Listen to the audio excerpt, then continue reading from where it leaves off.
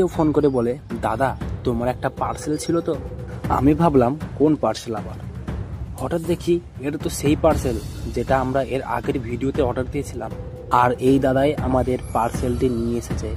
কিন্তু আমার সাথে যে এমনটা হবে আমি ভাবতেও পারিনি। প্রথমবারের জন্য কোনো জিনিস আনবক্স করতে চলেছে, তার জন্য আগে এখনই চ্যানেলটি সাবস্ক্রাইব করো, না হলে মজা মিস করবে। করেছো তো? চলো দেখো।